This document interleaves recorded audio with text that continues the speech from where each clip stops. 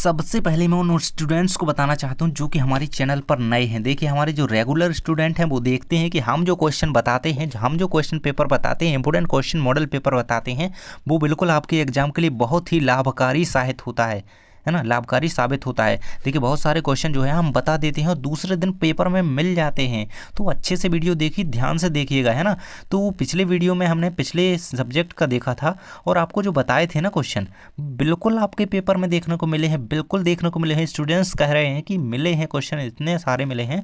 तो आप अच्छी तरीके से यहाँ पे देखेंगे, याद करेंगे साथ में, तो आपको अच्छी तरीके से होगा, है ना। एक भी अंक नहीं कटेगा आपका एग्जाम में। सबसे पहले सही विकल्प देखेंगे। देखिए, सभी के आंसर बताऊंगा और एक एक आपको सुनना है ध्यान से और पढ़ना है। और आपको पता हो तो पहले से कमेंट बॉक्स में आंसर बता देंगे। बर्फ का गलनांक है, तो बर्फ का गलनांक होता है 273 केल्विन। आंसर होगा। वीडियो बिल्कुल लास्ट तक देखना, हर एक क्वेश्चन क्लियर करवा दूंगा। तो पहले का क्वेश्चन क्या है? बर्फ का गलनांक 273 केल्विन।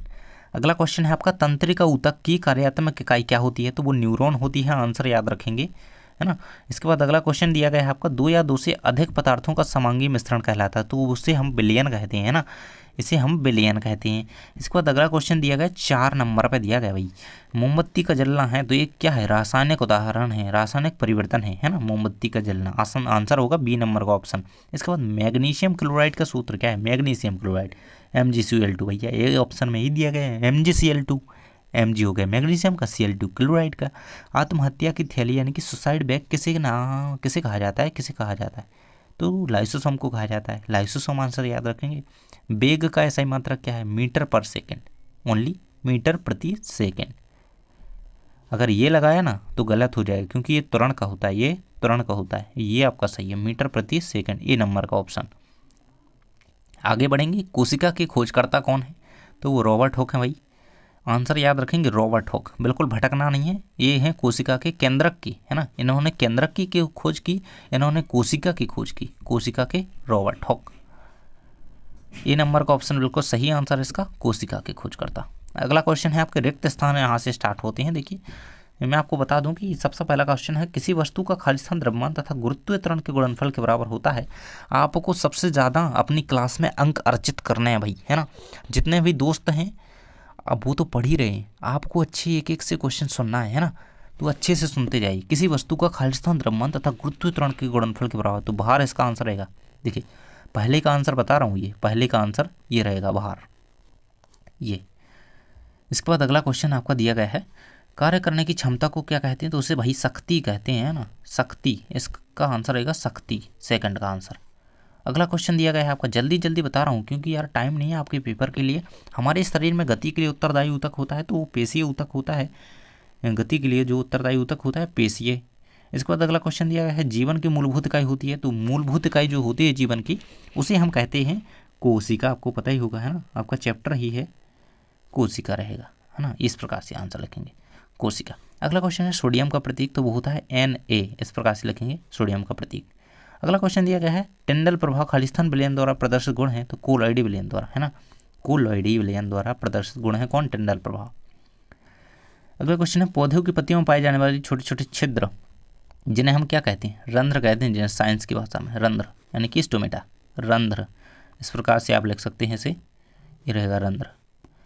आगे बढ़ेंगे। 1 किलोग्राम भार बराबर कितना होता है? 1 किलोग्राम भार बराबर कितना होता है? तो 9.8 न्यूटन होता है ना। ऐसे भी लिख सकते हैं 9.8 न्यूटन। न्यूटन यहाँ पे लिखा हुआ, तो वैसे ये यहाँ बनाने की जरूरत नहीं है। 9.8 याद रखेंगे, 1 किलोग्राम भार बराबर। देखिए, ये जो क्वेश्चन पेपर है बहुत ही ज़्यादा इंपॉर्टेंट है ना, तो आपको याद रखना है अच्छी तरीके से। ब्रोमीन क्या होता है? ब्रोमीन होता है अधातु। घेंगा रोग क्या होता है? आयोडीन। क्लोरोफिल की जोड़ी मिल जाएगी आपकी पत्ती से, है ना, ये सामने ये पत्ती। इसके बाद फ्लोएम की जोड़ी किससे मिलेगी? भोज पदार्थों का संवहन पौधों में करता है। कैप्लन ग्रहों संबंधी निबंध दिए थे।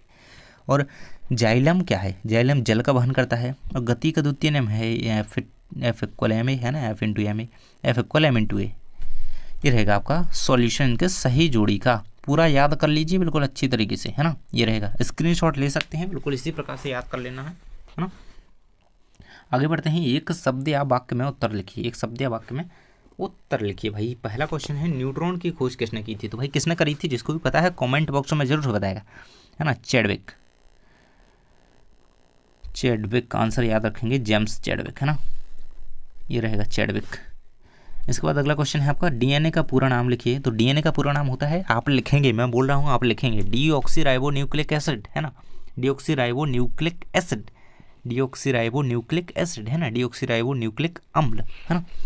कोशिका सिद्धांत का प्रतिपादन किसने किया है, कोशिका सिद्धांत किसने दिया, है ना। तो स्लाइडेन और स्वान, देखिए इस प्रकार से आपने वैज्ञानिक को नाम मैं लिख ही देता हूँ, स्लाइडेन स्वान, ये रहेगा, स्लाइडेन स्वान, इन दोनों ने क्या किया था, कोशिका सिद्धांत का प्रतिपादन किया था। अगला क्वेश्चन रहेगा आपका स्थिर अनुपात का नियम किसने प्रस्तुत किया, भाई प्राउस्ट नामक एक वैज्ञानिक थे हमारे, प्राउस्ट, है ना, ये इन्होंने क्या किया था, स्थिर अनुपात के नियम का जो है प्रतिपादन किया था या प्रस्तुत किया था उसे। त्वरण का ऐसा ही मात्रक क्या है, मैंने भी बताया था आपको, मीटर प्रति सेकंड स्क्वायर होता है भाई, मीटर प्रति सेकंड स्क्वायर, ऐसे लिखेंगे, मीटर पर सेकंड स्क्वायर, ये रहेगा आपका आंसर त्वरण का ऐसा ही मात्रक का, है ना।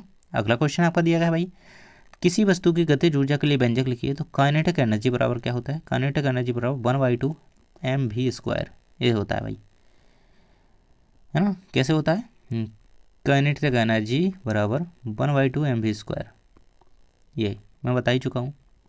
अगला क्वेश्चन है आपका लास्ट है, दाब का मात्रक क्या होता है, तो वो पास्कल होता है भाई, पास्कल याद रखिएगा, बिल्कुल अच्छी तरीके से याद रखेंगे, पास्कल दाब का मात्रक होता है, याद रखेंगे पास्कल। और आगे के जो क्वेश्चंस हैं उसकी वीडियो मैंने अपलोड कर दी है, सारे के सारे क्वेश्चंस के आंसर बताए हैं, उसमें जाकर के वीडियो देख लीजिएगा, चैनल पर विजिट कीजिए, टेलीग्राम ग्रुप जरूर से ज्वाइन करें। देखिए क्योंकि पेपर से कुछ मिनट पहले, कुछ घंटे पहले मैं ऐसी वीडियो डालता हूँ कि बिल्कुल आपको पेपर में वो 100% क्वेश्चन मिलते हैं, है ना, 100% मिलते हैं। तो जल्दी से टेलीग्राम ज्वाइन कर लो। थैंक्स फॉर वॉचिंग, मिलते हैं अगली वीडियो में।